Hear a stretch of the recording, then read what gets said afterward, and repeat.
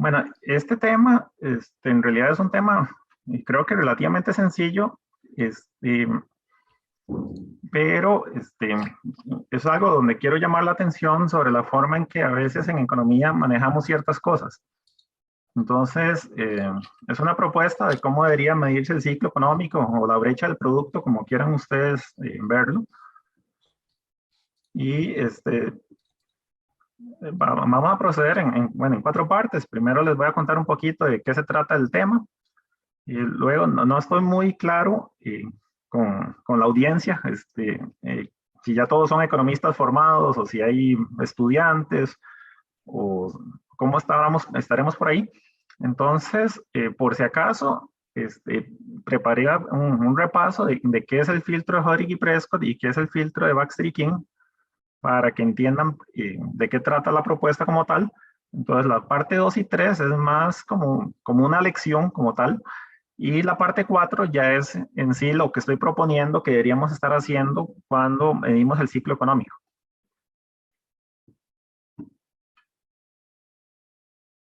Okay. Bueno, el problema es viejo, es conocido, no tiene mayor novedad. Es cómo hago para separar una vez que tengo cifras que me publica un banco central normalmente o una agencia de estadísticas. En este caso, lo que están viendo ustedes en pantalla es la serie histórica del Producto Interno Bruto acá de Costa Rica. Y de mi tarea como estadístico o como econometrista, antes de poder hacer nada con esas cifras, es separar la tendencia de lo demás, o normalmente la tendencia del ciclo. Esto porque ustedes saben que muchas teorías económicas están planteadas en términos de cosas que son estacionarias y tratan de explicar el ciclo económico, por ejemplo, en cuyo caso yo necesito tener datos del ciclo, pero como ustedes saben, bueno, eso no es algo que podemos medir directamente, sino que tenemos que de alguna forma filtrarlo a partir de las cifras totales. Ok, entonces lo que vamos a hacer en esta presentación primero es contarles un poquito los detalles de cómo es que funciona el filtro de Hodgkin y Prescott. Este es un filtro, eh, podría atreverme a decir que es el más conocido o más empleado al menos en el trabajo empírico en economía. Luego les voy a contar por qué pienso que no es una buena idea esto de utilizarlo para ciertas cosas. Luego les cuento qué es el filtro de Baxter y King, especialmente porque sobre ese está basada la propuesta que les estoy presentando. Luego les cuento por qué Baxter y King por sí solo no me sirve para ciertas cosas. Y al final les cuento cómo podemos modificar el filtro de Baxter y King para medir el ciclo económico. ¿Ok? Entonces, bueno, nada más para estar seguro, ¿cuánto tiempo tenemos para esta presentación? ¿Una hora? Sí, aproximadamente, doctor, una hora. Si usted desea, puede extenderse un poco más, no hay problema. Ah, ok. Bueno, les quería decir, no sé cómo funciona esto normalmente, en caso de que haya preguntas de las personas. Sí, por supuesto. ¿Lo hacemos sobre la marcha o todo al final? Sí, nosotros vamos a pasar un enlace por el chat de Zoom para que las personas puedan hacer sus preguntas por ese medio y al finalizar se les va a remitir a usted las preguntas. Ok, perfecto. Ok, Sí. bueno, entonces continuemos. Normalmente lo que vamos a tener es una serie de datos, acá las estoy llamando Y. Entonces voy a tener una primera observación, perdón, ahí.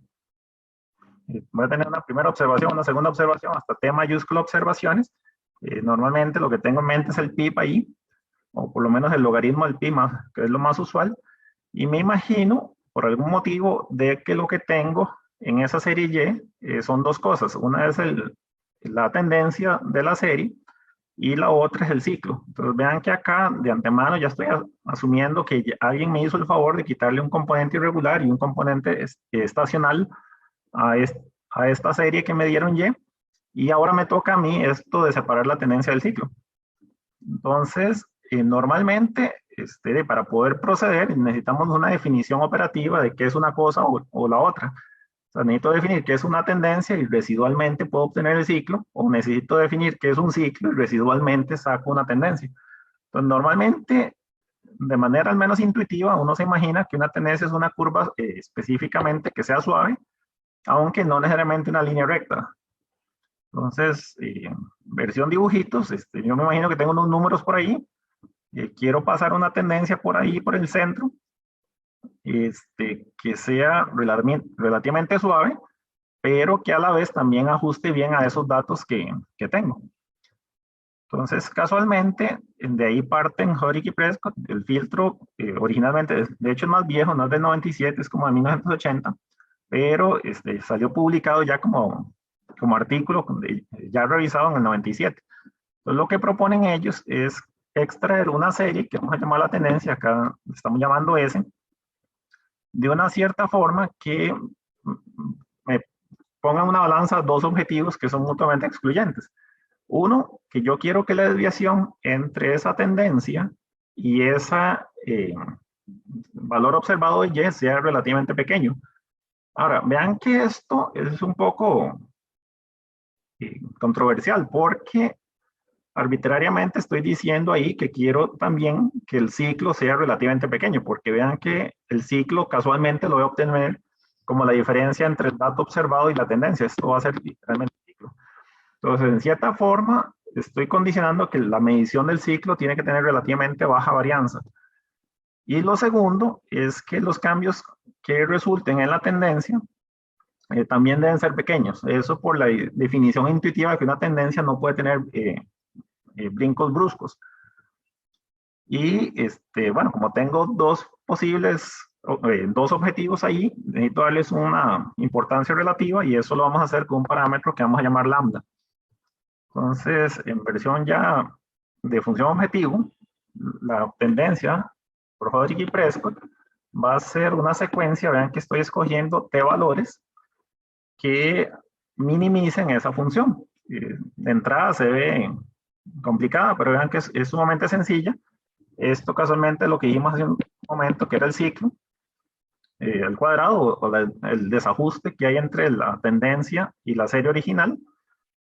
Y sumo los cuadrados de eso, y acá estos son los cambios de pendiente. Vean que de entrada no parecen pendientes, pero si ustedes recuerdan que se depende del tiempo, en el caso de cambio en una serie, va a ser ST. Esto es el cambio en Y, entre comillas, dividido entre el cambio en X, que veríamos normalmente.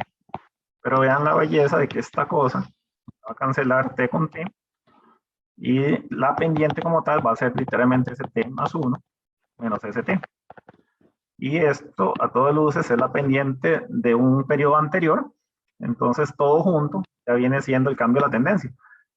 El cambio en la pendiente. Bueno, y eso lo vamos a elevar al cuadrado y también quiero que sea muy pequeño.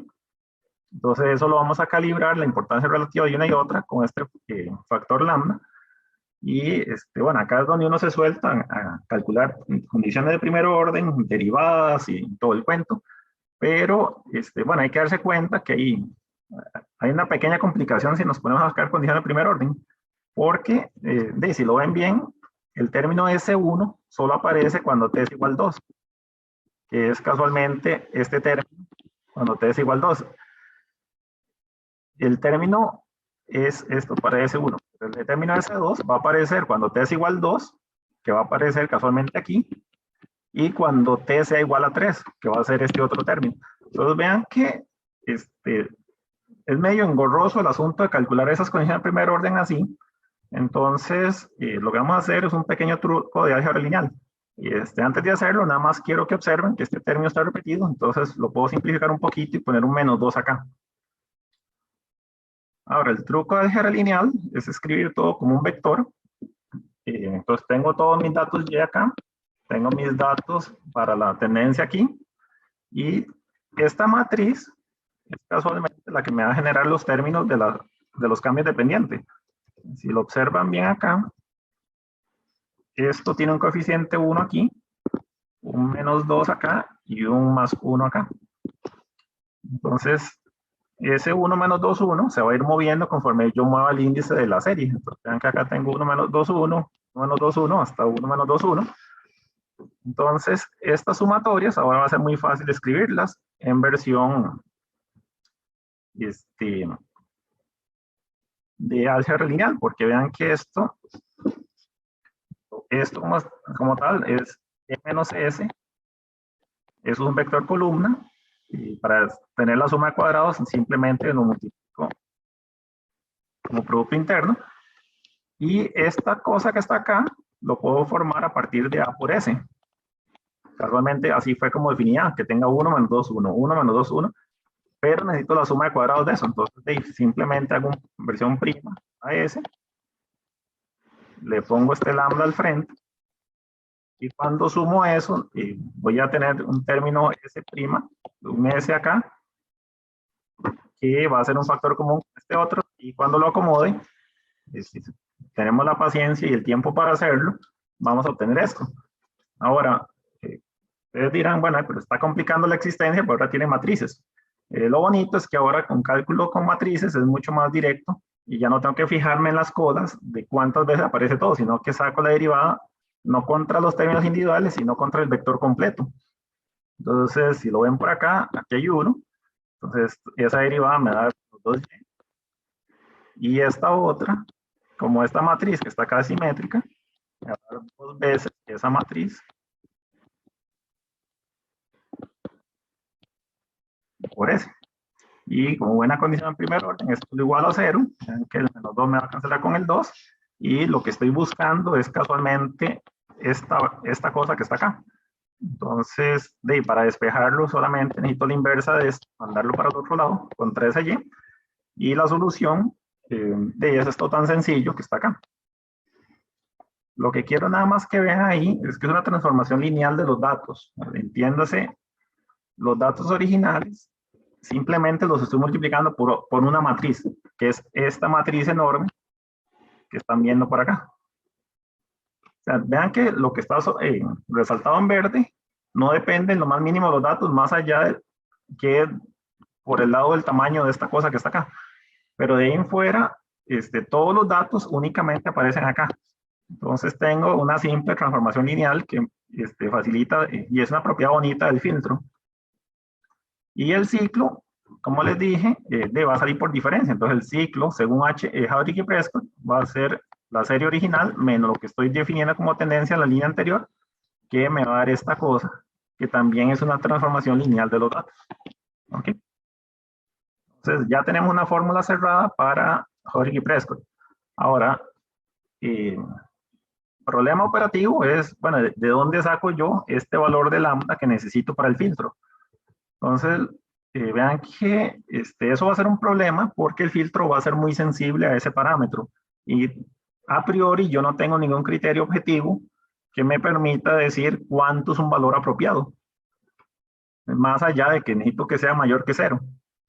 Ahora, desde el paper original de Jauregui y Prescott, de ellos lo que recomendaron fue usar un valor de 100 con datos anuales, un valor de 1600 con datos trimestrales, y un valor de 14.400 con datos mensuales. Ahora, esos valores salieron ahí de un criterio de que querían básicamente calibrar la volatilidad del ciclo, pero vean que eso está específicamente relacionado al ciclo de los Estados Unidos, no al ciclo de Costa Rica, ni al ciclo de Perú, ni al ciclo de ningún otro país.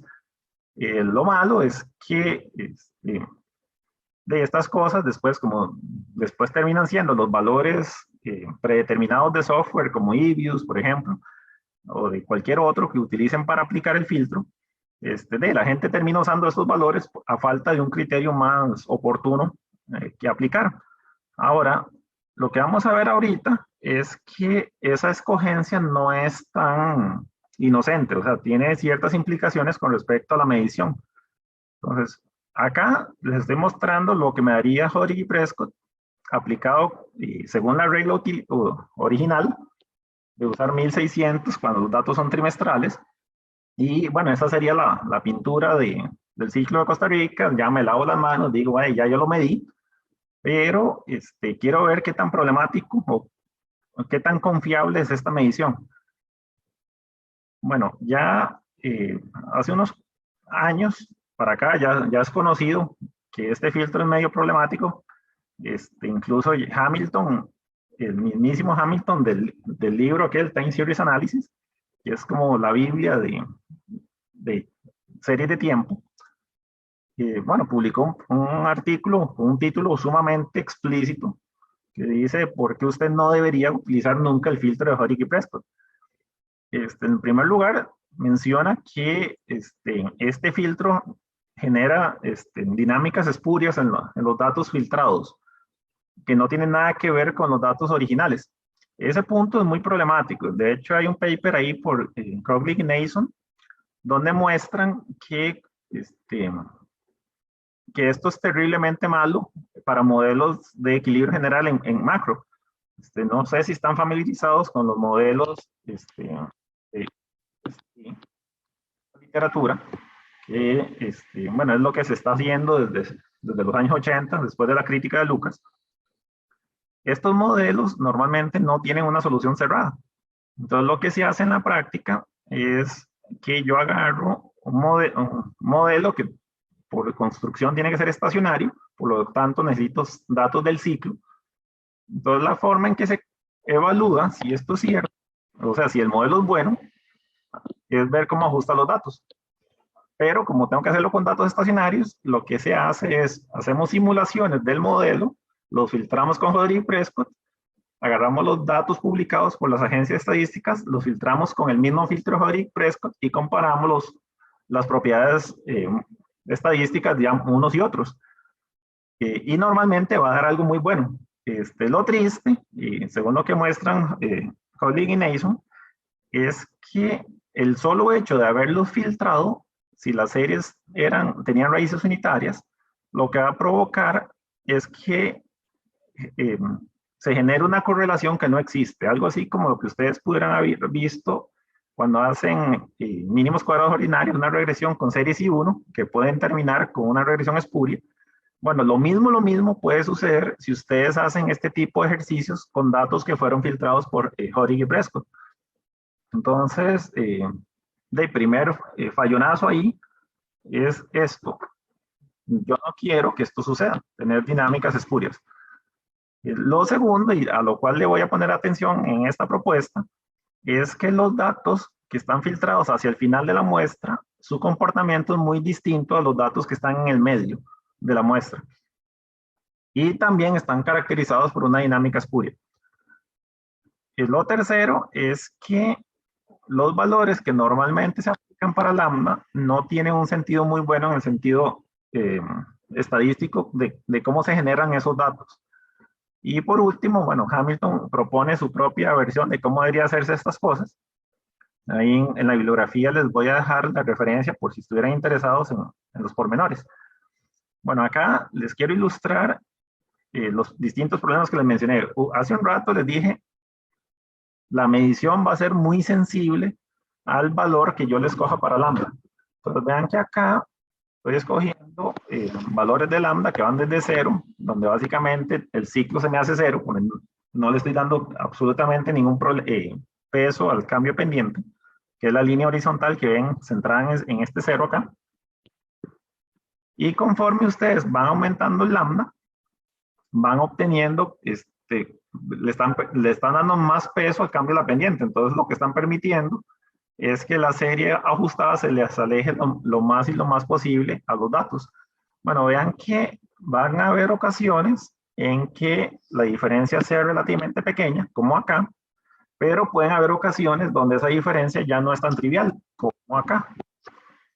Ahora, coincidentemente, vean que esto está asociado con un cambio en la tendencia, que es casualmente un cambio estructural que tuvo lugar allá por el 2008, que es casualmente la gran recesión. Pero vean que de esto no solamente sucede acá, pero también sucede en los años anteriores. Okay, entonces, el primer problema es, si utilizo distintos lambdas, tengo un cambio muy alto en el valor puntual del ciclo que estoy calculando. Y no tengo un criterio objetivo que me diga cuál debería ser el verdadero lambda que utilice para esto. Entonces, ahí tengo un problema, y vean que el problema es relativamente serio.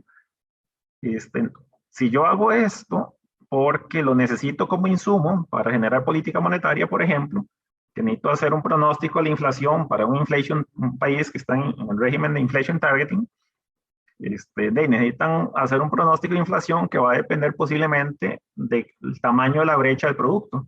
Bueno, vean que la política va a ser muy distinta si yo paso este valor como el valor de dónde está la economía en este momento, en una leve expansión, comparado con este otro que dice que está en una muy fuerte expansión. ¿Ok? Entonces esto me va a generar un problema muy serio. Lo otro que quiero que vean es que el filtro en las colas es sumamente sensible. Entonces lo que están viendo ahorita en esta imagen es el Hodgkin y Prescott con un mismo valor, el 1600, pero agregando un dato más a la vez, que es lo que casualmente va a pasar en la vida real. O sea, yo tengo la serie calculada, dentro de 3 meses el Banco Central viene y publica un dato nuevo, entonces yo vuelvo a calcular la serie completa, publica un dato nuevo, vuelvo a calcular la serie completa. Entonces, lo que están viendo en cada pedacito de línea es algo que fue la medición del Hodgkin y Prescott con los datos que habían a la fecha. Entonces, por ejemplo, esto que están viendo acá, esta línea que termina aquí, es lo que me hubiera dicho Hodgkin y Prescott, que era el ciclo económico de Costa Rica con datos hasta 2009. Bueno, vean qué curioso lo que pasa después. Vengo 3 meses después, tengo un dato nuevo y me dice que para esa misma fecha el filtro andaba por ahí, el ciclo. Y conforme llegan datos nuevos, me va revisando al alza hasta quedarse por aquí. Entonces vean que esta brecha enorme se debe casualmente a que el filtro es muy sensible en las colas. Conforme llega nueva información, revisa no solo el nuevo dato, sino que revisa hacia atrás toda la serie. Entonces, ¿de a quién le hago caso? Acá posiblemente hubiera pensado que estaba en una recesión muy fuerte, cuando en realidad era un asunto meramente de la dinámica espuria del filtro en la cola. Posiblemente estaba más bien como por acá. Y no es lo mismo pensar que estoy en una brecha de producto de 5 puntos porcentuales que una de solo 2 puntos porcentuales. Hay cierta diferencia. Y vean cómo esto vuelve a suceder acá hacia el final de la muestra. Como cuando estoy en los primeros datos preliminares, 2019, me dice que estoy por aquí, ¿no? Pero conforme tengo ya datos de 2020, me dice que en realidad no estaba acá, que estaba por aquí. Ahora, esa expansión es muy sospechosa. Vean que está pasando justo antes de la pandemia del COVID. Entonces, ¿qué es lo que está pasando acá? Como el filtro, por diseño, trata de que los cambios en la pendiente sean suaves, va a tener un cambio, un problema medio catastrófico cuando pasa algo como esto. Es casualmente lo que pasó en 2008 y lo que está pasando ahora cuando entró de lleno la pandemia del COVID. Que ahí no tiene sentido imaginarse que la tendencia es una línea suave. No, ahí lo que tiene sentido es imaginarse que hay un cambio estructural y de alguna forma modelar eso. ¿Ok? Bueno, eso es lo que quería contarles con respecto a Hodgkin y Prescott. Entonces, una forma de entrarle al problema, es casualmente lo que hicieron Baxter y King. Redefinir la forma de filtrar estas cosas. Entonces, lo que hacen Baxter y King es decir, no, veamos, no nos gusta lo que está diciendo Hodgkin y Prescott. Hodgkin y Prescott dice, esto es una tendencia y lo que me sobre con respecto a los datos es el ciclo. Baxter y King dicen, no, démosle vuelta a la tortilla. Esto es un ciclo y lo que me sobre va a ser la tendencia. Entonces, si yo quiero medir un ciclo, debería definir explícitamente qué es un ciclo. Entonces, ellos lo que hacen es decir, bueno, en realidad los ciclos intuitivamente son cosas que se repiten periódicamente, algo así como las famosas funciones trigonométricas. Entonces dicen, hagámosle cuenta que mi serie de tiempo es la suma de muchas líneas de frecuencias distintas. Y lo que vamos a hacer de alguna forma es filtrar aquellas que estén en un rango en particular. Y vamos a tomar de manera arbitraria el rango entre 6 y 32 trimestres, porque pues hay una tradición de que esos son los números que se han venido utilizando desde que Burns y Mitchell empezaron en estos temas de tratar de definir qué era un ciclo económico. ¿Ok? Entonces, bueno, acá lo que les voy a contar un poquito es cómo hago yo para separar esas ondas que yo no logro ver en ningún momento en los datos. Entonces, acá les presento unos dibujitos para darles un poquito la intuición, nada más. Entonces, imaginen que ustedes tienen los datos que están en rojo abajo. Por construcción, yo lo hice casualmente sumando las 3 líneas que están arriba. Y vean que tienen distinta frecuencia y posiblemente distinta amplitud, pero aquí lo que quiero es que le pongan atención más que todo a la frecuencia. Entonces vean que la línea azul, la Y sub 0, tiene una frecuencia de que se repite cada 2 periodos.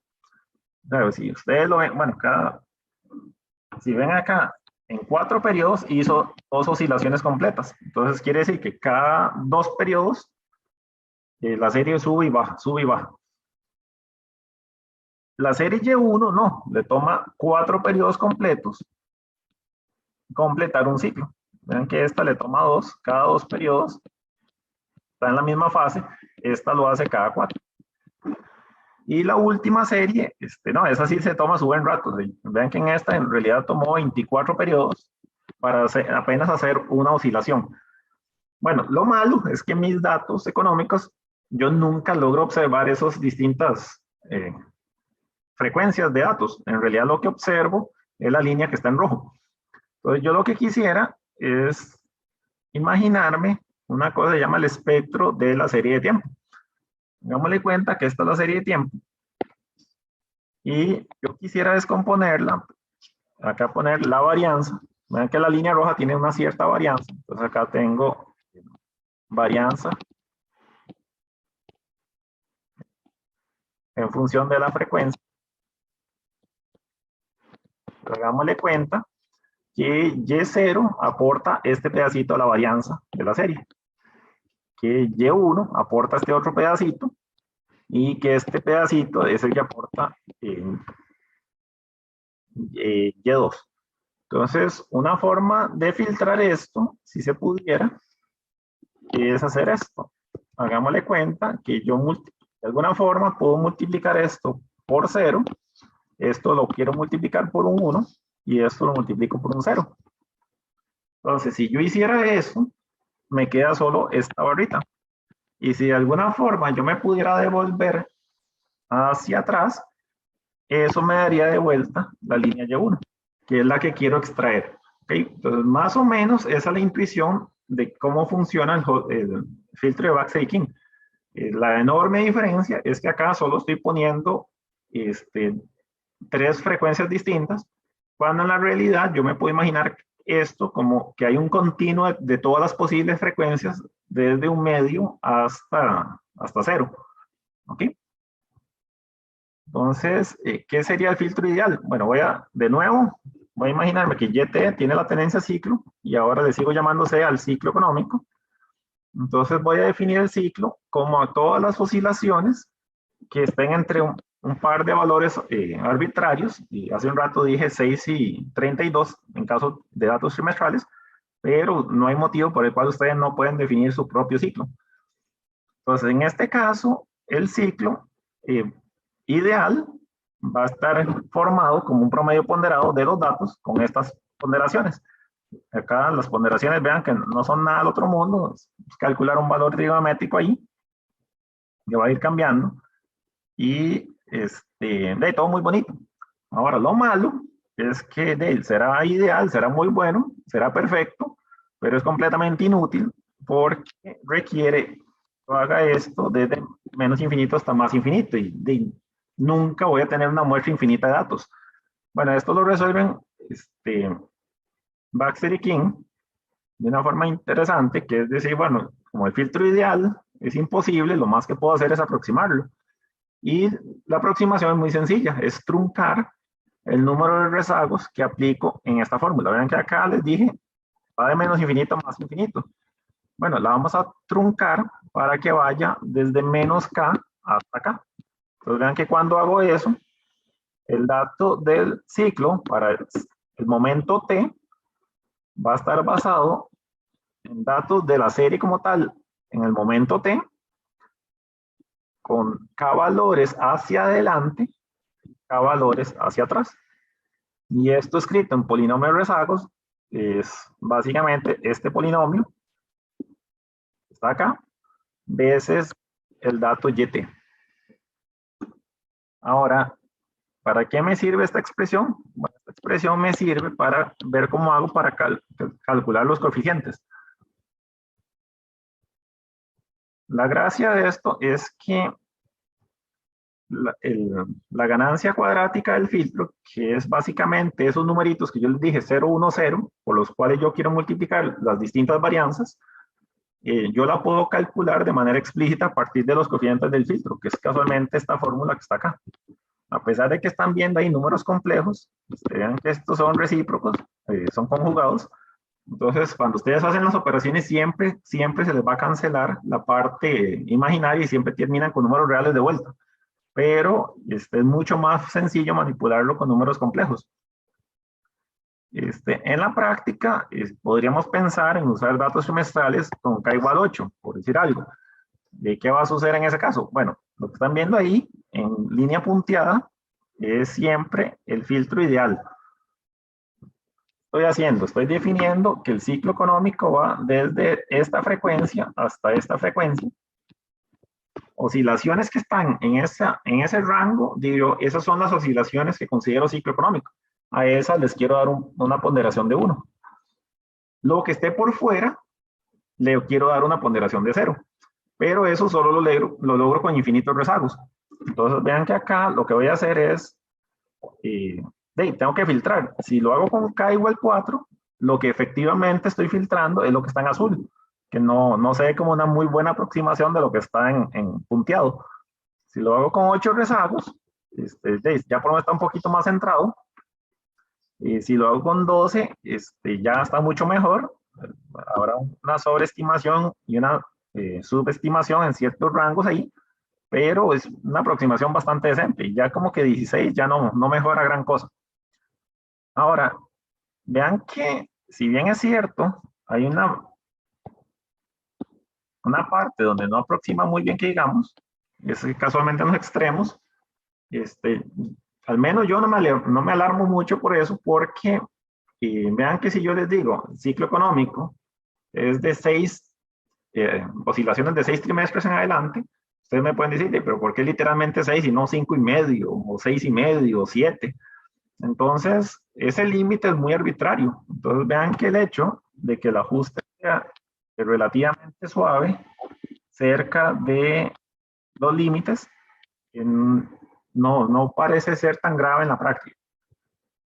Entonces, acá les muestro cuánto da el filtro para Costa Rica cuando lo hago con 8 rezagos usando esas frecuencias como las frecuencias del ciclo. Ahora, ¿qué es lo bonito de este filtro? Bueno, uno es que no requiere revisiones. No sucede lo que pasó hace un rato cuando hicimos Hodrick y Prescott, de que cuando yo meto un dato nuevo tengo que revisar todo para atrás, porque casualmente el filtro está truncado. Ahora, tiene cada rezagos, cada adelanto, el dato contemporáneo. Entonces, por eso no hay que revisarlo, no hay que revisar la historia cuando llega información nueva. A diferencia de lo que pasa con Hodrick y Prescott. Ahora, tiene esas ventajas. Y una enorme es que recuerden que si yo quiero el filtro con Hodrick y Prescott defino tendencia, lo que tengo es residual. Entonces, si mi serie original tenía componente irregular o un componente estacionario, va a estar mezclado con el ciclo. Mientras que Baxter y King yo puedo matar 2 pájaros de un tiro, porque si se lo aplico a la serie original que tiene componente estacional, Baxter y King también le va a quitar el componente estacional. Entonces me ahorra tener ese paso intermedio. Lo otro bueno es que, como es simétrico, no me va a inducir un cambio en la fase del ciclo. O sea, no me va a mover dónde está el pico o el valle del ciclo como tal. Y lo malo está acá. Y es que yo necesito tanto datos para atrás como para adelante. Entonces, si me ponen a hacer el Baxter King en este momento con datos actuales, lo más que puedo decir, si pongo K igual 8, es dónde estaba la economía hace 2 años. Pero para hacer política monetaria, yo necesito saber dónde está la economía en este momento, no hace 2 años. Si le digo al presidente del Banco Central, mí, nada más espérese 2 años y le doy la respuesta, de, me va a despedir y va a decir, no, usted váyase porque dentro de 2 años ya para qué, ya se incendió el rancho. Entonces, Baxter y King es muy bueno para hacer trabajos teóricos, pero terriblemente malo para hacer trabajos de coyuntura porque no me dice dónde está la economía en el momento que yo necesito saber dónde está. ¿Ok? Entonces ahora, con todo eh, antesala de resultados teóricos y cómo funcionan esos filtros, ahora ya les quiero contar qué es lo que quiero hacer con mi propuesta. Bueno, lo que vamos a hacer es algo similar a algo que hicieron Cristiano y Fitzgerald en su propuesta, que es mover la cola del filtro. Entiéndase, si yo tengo datos hasta una fecha, pero el filtro se me está quedando atrás, una forma de traérmelo hasta el presente es tener una serie más larga, pero no la tengo. Entonces lo que podríamos hacer es proyectar hacia adelante la serie que quiero filtrar. Lo único es que Cristiano y Fitzgerald lo hacen con un filtro asimétrico y les dije hace un ratito que eso me puede mover la fase del ciclo y eso no es algo deseable. Entonces lo que propongo yo más bien es, vamos a proponer acá a pronosticar el PIB hacia el futuro usando el supuesto de que se mueve como una camioneta aleatoria. Esto es, no es como la esencia de la propuesta. Al final de cuentas, lo que es importante es tener algún método para pronosticar.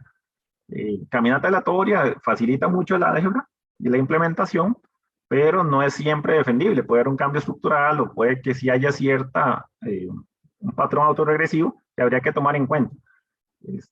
Pero para mí, para fines de mi ejemplo, vamos a suponer que sí se cumple este cuento de que la serie que quiero pronosticar es una caminata aleatoria. Pero lo que vamos a hacer distinto a Cristiano y Fitzgerald es que vamos a mantener los mismos pesos de Baxter y King porque están diseñados casualmente para sacar ciclos. Y se lo vamos a aplicar a la serie extendida resultante. Y lo más importante, y lo que sí quiero llamar la atención, es esto. Le vamos a crear un intervalo de confianza a la medición que estamos haciendo. Entonces, esto nada más es el autocorrelograma del logaritmo del PIB de Costa Rica. Nada más quiero que vean que efectivamente acá parece que hay una raíz unitaria. Esto está bajando muy despacio. Pero cuando lo hago para la primera diferencia, si acaso este primer término me está dando significativo, pues yo podría pensar, bueno, que esto es un modelo ARIMA 1, 0, perdón, 1,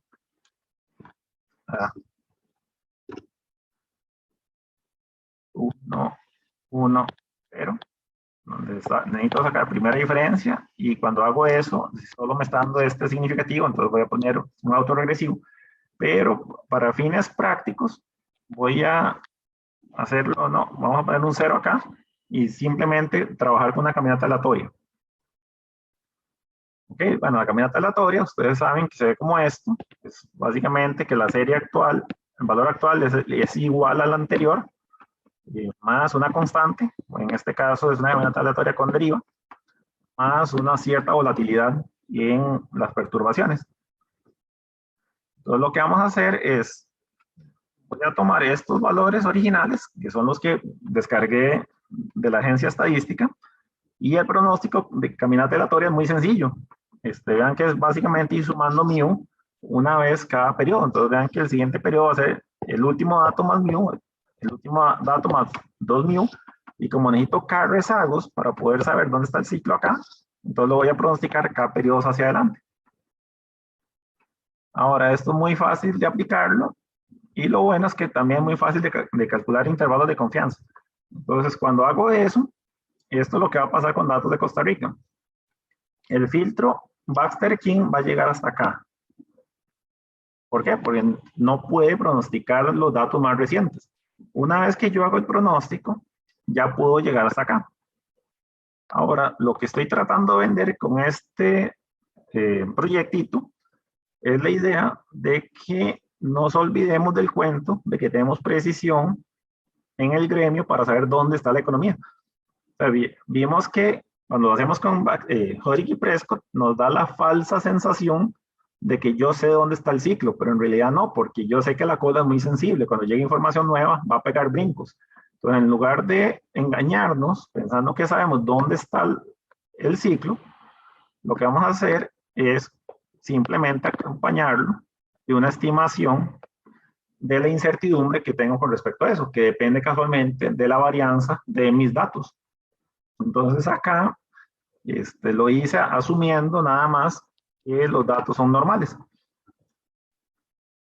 Ahora, si ustedes empezaran a hacer esto en la práctica, ustedes dicen, pero vean que cada vez que llegue un dato nuevo, ese dato nuevo ni de casualidad le va a pegar siempre a lo que yo pronostiqué de antemano. Entonces, estos datos se van a ir revisando conforme llegue información nueva. Bueno, esto es el resultado de esas revisiones, que es, ustedes podrían decir, bueno, pero volvimos al mismo problema que teníamos con respecto a Hodge y Prescott, y es cierto, en cierta forma estamos volviendo, salvo dos pequeños detalles, que por lo menos acá yo tengo una estimación de cuánto puede ser esa revisión para arriba o para abajo, mientras que con Hodge y Prescott no tengo ninguna intuición de por dónde anda. Y lo segundo es lo que estoy mostrando en este otro gráfico. Esto lo que muestra es la diferencia entre el valor más alto y más bajo del ciclo en cada momento en el tiempo, una vez que se hicieron las revisiones. Entonces vean que a pesar de que este método de Baxter-King más proyección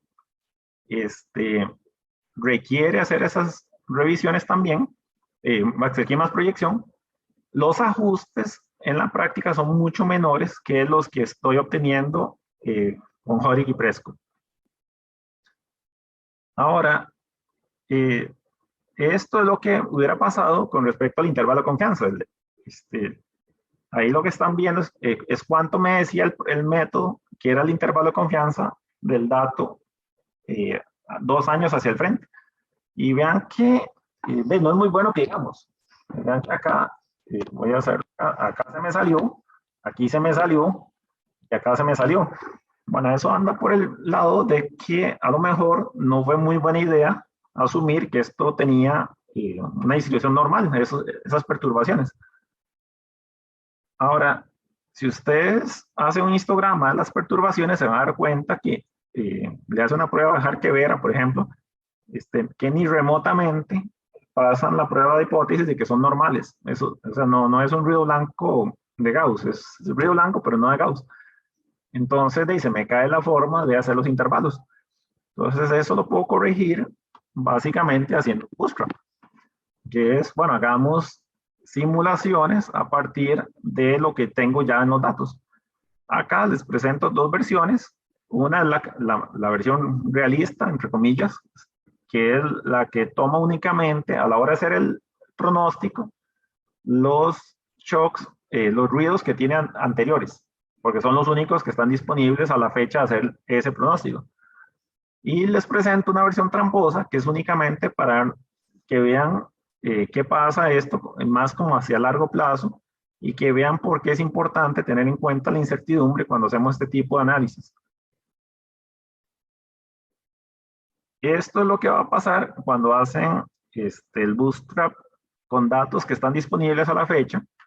Y vean que acá se contiene muy bien, salvo, bueno, un pedacito por acá, que está bien, porque es un intervalo del 95%, no esperaría que el 100% esté dentro, pero aquí sí falló miserablemente. Y bueno, eso está asociado casualmente con el cambio de tendencia en la crisis del 2008, y por acá va la serie en este momento, y por acá estoy pronosticando que debería irse. ¿Okay? Pero bueno, para acá tendríamos que esperarnos a que pasen los 2 años a ver si este pronóstico de por dónde anda el ciclo es bueno o no.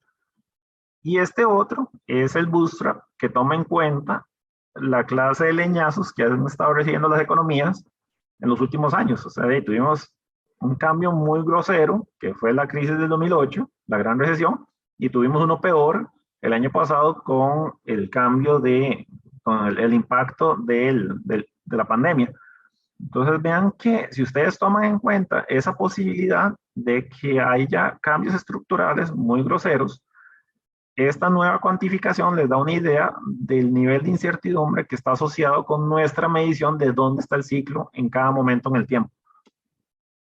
Entonces, ya para terminar, esto es lo que yo estaría proponiendo, que debería ser la forma más conveniente de presentar datos de dónde está el ciclo en cierto momento. En lugar de hacer Hodgkin y Prescott y decir el último dato, que es dónde está la economía en este momento, como yo sé que ese dato es muy sensible, mejor no. Hagamos una medición de algo que sí está diseñado para calcular un ciclo económico, que es Baxter y King. Le ayudamos haciendo un pronóstico, pero como buenos economistas decimos, yo sé que cuando hago un pronóstico hay una incertidumbre asociada al pronóstico, entonces la incorporo en el cálculo y lo presento como algo como así, que es mi mejor idea de dónde está el ciclo en este momento es 4.26 por debajo de la tendencia, pero tengo asociado una distribución por Bootstrap que me dice más o menos en qué rango es donde yo tengo certidumbre. Y vean que es asimétrico casualmente porque las probabilidades de que la economía haya recibido un choque negativo muy grande, que casualmente son la pandemia y la crisis de 2008, son muy grandes, mayores que la probabilidad más bien de tener una expansión muy grande de que no se ha observado en los datos. Acá están las referencias bibliográficas del caso. La presentación se las puedo compartir. Y bueno, eso es todo lo que tenía para ustedes. Ahí les estoy dejando ciertos datos de contacto. Bueno, la dirección de mi página web, donde hay material educativo. Mi usuario de GitHub, por si quisieran escarbar un ratito el código que tenemos por ahí. Twitter, aunque no soy muy activo que digamos, un correo electrónico por si quisieran contactarme. Y el nombre de mi canal de YouTube, donde hay videos de los cursos que he estado dando durante la pandemia casualmente, que hemos estado virtual en la Universidad de Costa Rica. Y bueno, eso es lo que tenía para ustedes. Muchas gracias. No sé si tuvieran preguntas o comentarios.